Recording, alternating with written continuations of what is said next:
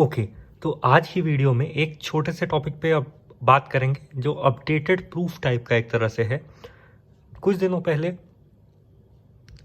ये जो आपको ब्रांड दिख रहा है नियो ग्लोबल का डेबिट कार्ड फाइनली 100% बंद हो गया।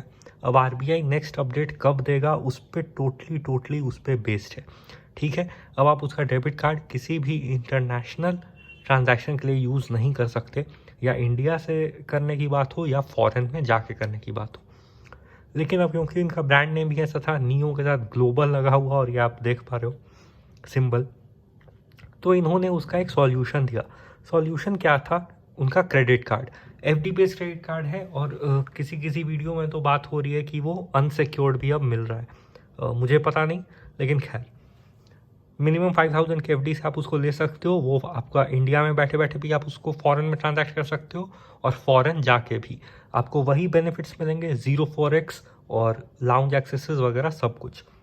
अब उसमें क्या प्रॉब्लम है? मान लो आपको वो एफडी बेस्ड मिल रहा है, ठीक है, तो आप कितने की एफडी कराओ? क्योंकि देखो, अब फॉरेन में तो बहुत मतलब करेंसी ज़्यादा पड़ जाती है, समझ रहे हो, मतलब वहाँ की महंगी है, तो मतलब इंडिया हिसाब में तो आपको कुछ ज़्यादा की एफडी करानी पड़ेगी।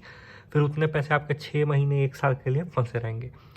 उसका एक सॉल्यूशन क्या है कि अब आपकी डायनामिक लिमिट होगी। डायनामिक लिमिट मतलब आप अपनी लिमिट हर ये चूज़ कर सकते हो, हर ट्रांजैक्शन से पहले भी अपने हिसाब से बढ़ा सकते हो।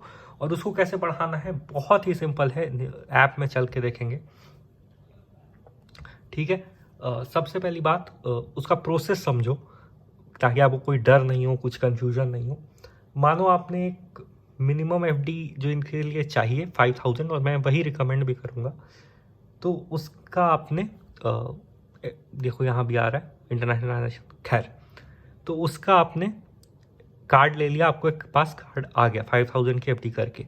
अब लेकिन आपको कोई बड़ा ट्रांजेक्शन करना है, मान लो 10,000 का ही करना है, ठीक है, लेकिन 5,000 की है। आपको क्या करना होगा? 5000 की दोबारा एफडी नहीं करनी होगी, आपको सिर्फ बिल पे कर देना है 5000 का। समझो, मतलब ट्रांजैक्शन से पहले 5000 का बिल पे कर देना है। एक तरह से प्रीपेड कार्ड टाइप हो गया ये, prepaid plus credit card type. तो अब आपकी टोटल लिमिट कितनी हुई? 10,000। समझ रहे हो, ये प्रोसेस उनका डरना नहीं है, बहुत ही क्योंकि सिंपल है कि मान लो आपकी 5000 की लिमिट है और आपको 10,000 के ट्रांजैक्शन करना है, तो आपको कितने कम पड़ रहे हैं? 5,000। तो आपको एफडी एडिशनल क्रिएट नहीं करनी है, आपको बिल पे कर देना है 5,000 का। समझ रहे हो? और उसका प्रोसेस अभी लाइव दिखाएंगे। आपको क्रेडिट कार्ड सेक्शन में टैप करना है, और यहाँ पे आपको ऑप्शन मिलेगा इंक्रीज लिमिट का। ठीक है, इंक्रीज लिमिट पे टैप करते ही वो भी आपको न्यू ये बताएंगे। तो खैर, इंक्रीज लिमिट पे टैप करो, इंक्रीज अवेलेबल लिमिट। ठीक है, देखो, increase your available limit by paying extra towards your card. ठीक है, paying extra towards your card मतलब बिल पे कर दो या प्री पे कर दो। ठीक है, you will not be required to create an FD here. Not मतलब एडिशनल एफडी करने की कोई ज़रूरत नहीं है। ट्रांजैक्शन टू ट्रांजैक्शन हिसाब में, मान लो आपको 1 लाख का ट्रांजैक्शन करना है और आपका लिमिट 5,000 ही है, तो आप 95,000 का बिल पे कर दो। समझ रहे हो? यहाँ पे कंटिन्यू का बटन है, इसको यहाँ कंटिन्यू का बटन मिलेगा, इसको टच करेंगे। ठीक है,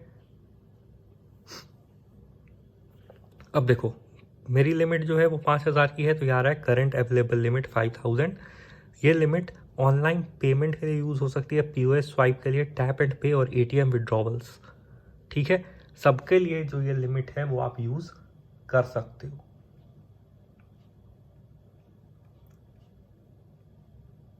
ठीक है, उस मामले में कोई भी अब प्रॉब्लम नहीं है आपको। डार्क मोड डालूँ, एक सेकेंड, ज़्यादा बेटर दिखेगा। ठीक है, तो आप इसको यूज़ कर सकते हो।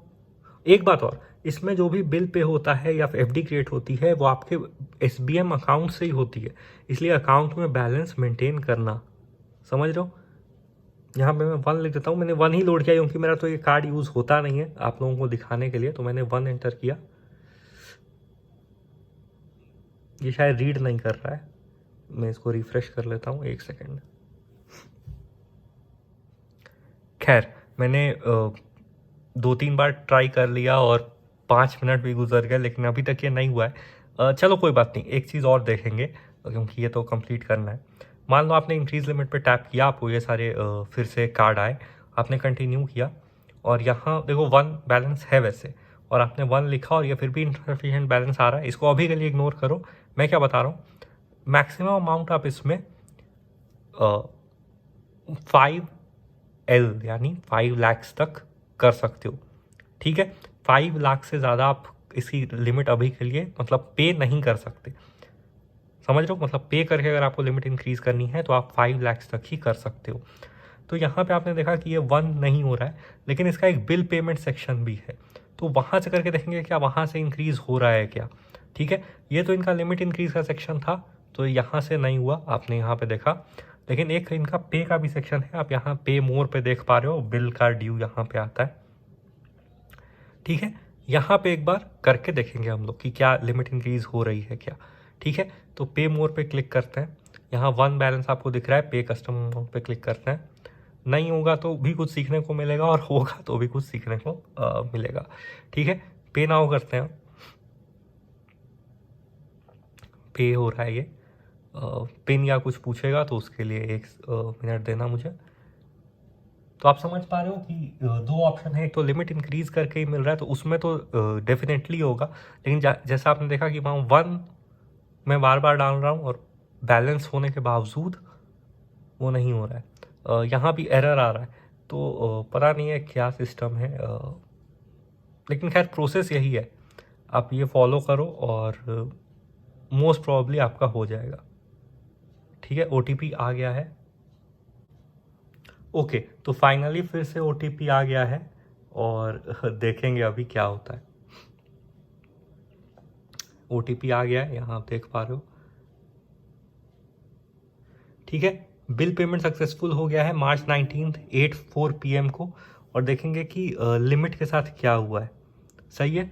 तो होम पे चलते हैं और यहाँ देखो करेंट आउटस्टैंडिंग -1 है और अवेलेबल लिमिट 5001 हो गई है, देख पा रहे हो, लाइव आपको दिख रहा है कि ये लिमिट जो है वो इंक्रीज हो जाती है ऐसे बिल पे करके भी। इंक्रीज लिमिट में तो क्योंकि आपने देखा कि वो नहीं ले रहा था ऑप्शन, तो आप बिल पे करके भी ऐसे कर सकते हो। तो ये ट्रिक आपको पता चल गई, चलो फिर बाय।